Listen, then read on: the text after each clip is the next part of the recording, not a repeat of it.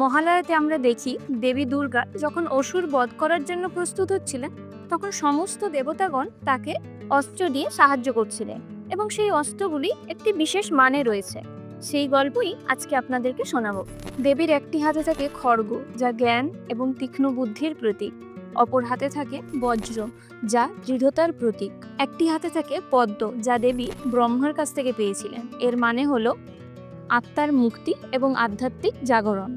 দেবীর এক হাতে থাকে কুঠার, যা সৃষ্টি বা ধ্বংসের প্রতীক, এবং অপর হাতে থাকে শাম, যা বুদ্ধির ক্রমবিকাশের প্রতীক।